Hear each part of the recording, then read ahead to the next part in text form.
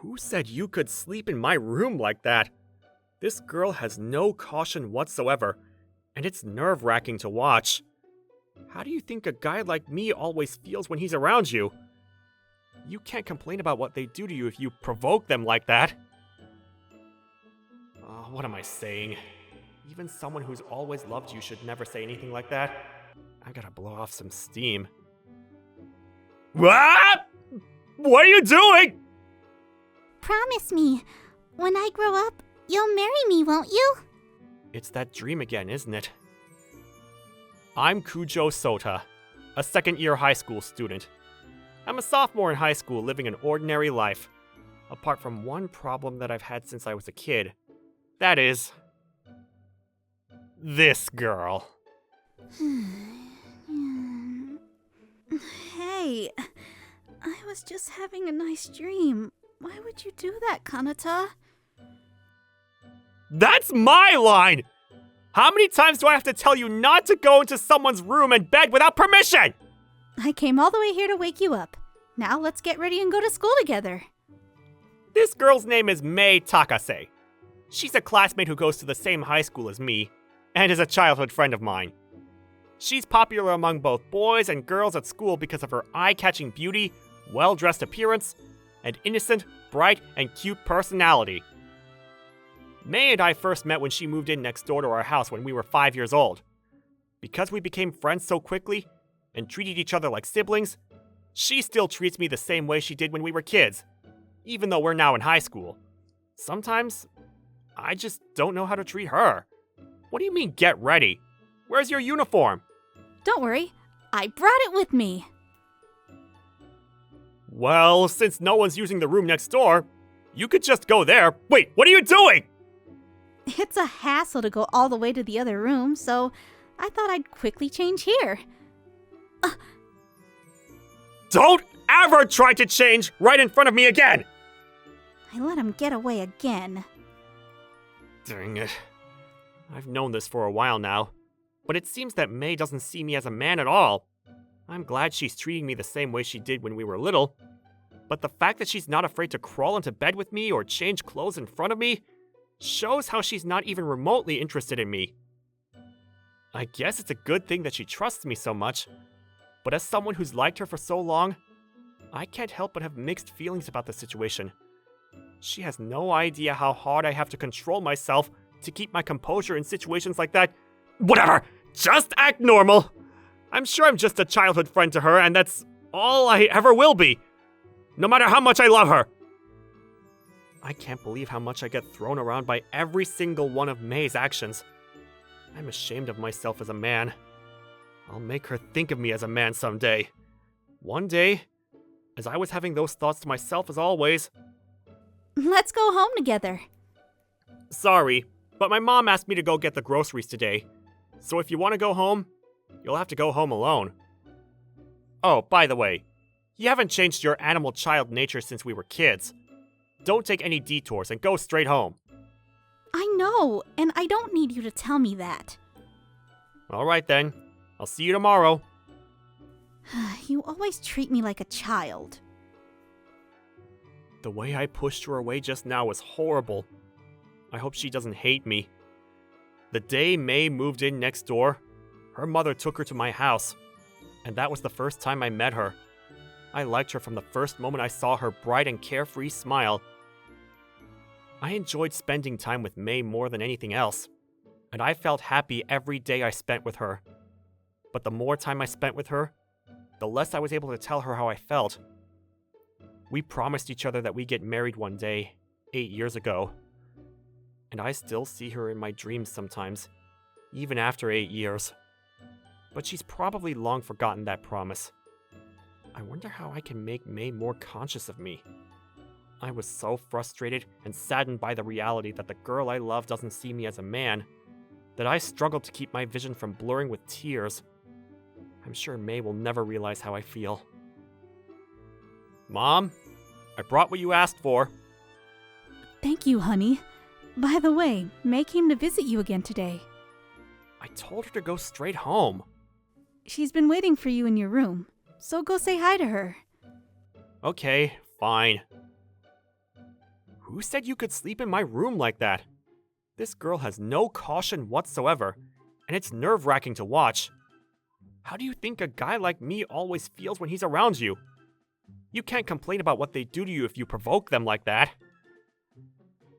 What am I saying? Even someone who's always loved you should never say anything like that. I've gotta blow off some steam. What? Gotcha! What are you doing? What were you trying to do to me, Kanata?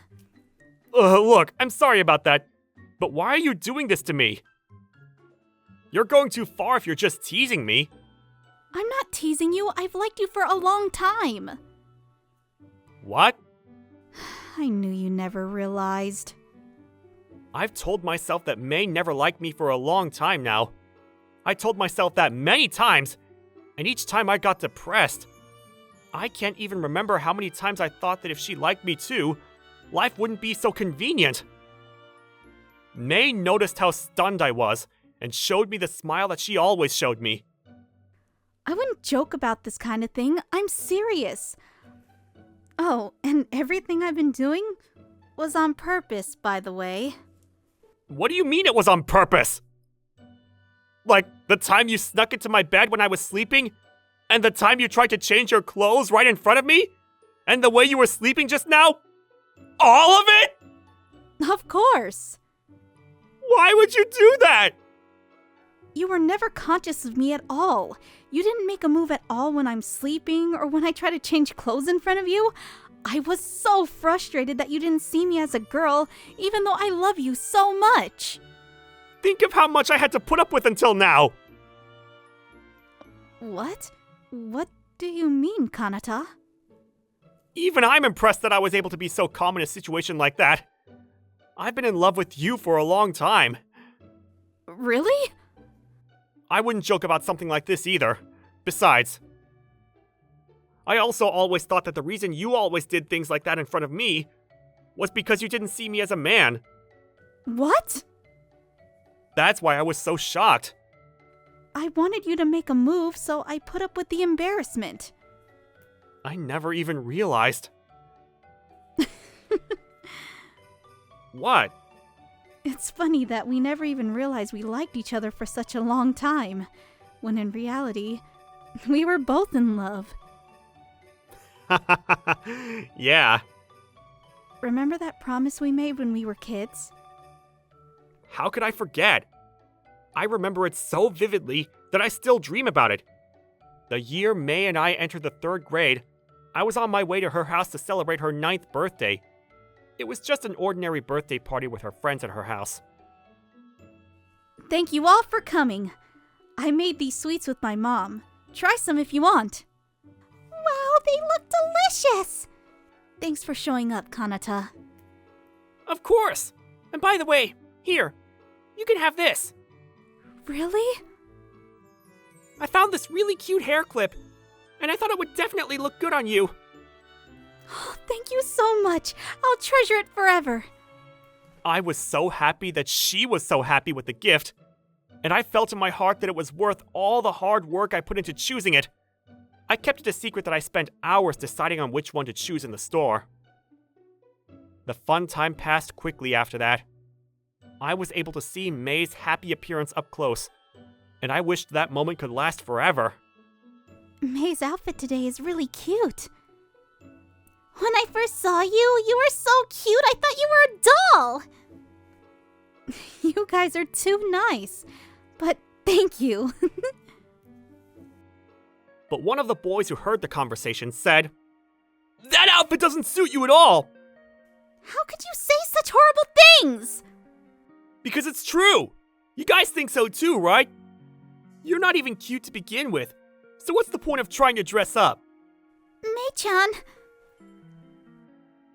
I'm sorry. I'm going out for a bit. Wait! I didn't mean to... I won't forgive you if you ever hurt her again! I'm sorry. I couldn't get May's sad face out of my head. I desperately looked for her. May? I'm sorry everyone came all the way to my house and now it's all ruined because of me. I tried really hard to dress up so I could look nice on my birthday. So it hurt me a lot when I heard those words.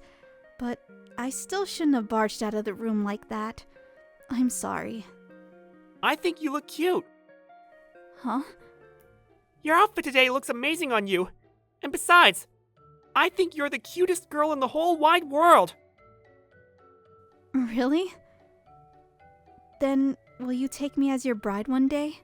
Seriously? I'd be the happiest boy in the world if I could marry someone like you. Well then, Pinky promised that you'll make me your wife one day. That was a really embarrassing thing to say, looking back. Now that I think about it, I guess it was just that elementary school boy's peculiar feeling of wanting to bully the girl he likes. Not that I've forgiven him yet. At that time, you were the kindest, most honest, and cutest boy ever. I wonder why that boy grew up to be so petulant.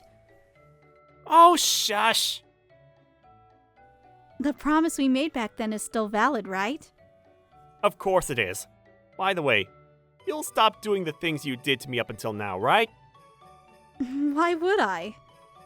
You're so provocative. It makes me worried. Don't worry. You're the only one who can see me like that. If that's the case, it's okay. Later on... The entrance of the bride and groom.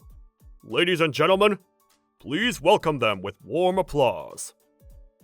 I never dreamed that my first love from when I was a little boy, who had a wedding ceremony amidst the blessings of so many people, would come to fruition in this way. But it did. I couldn't be happier to be standing next to the person I love and to see their smile closest to my heart. I firmly vowed that for decades to come, I would share both joys and sorrows with May, and that we would build a happy family, not as childhood friends, but as husband and wife.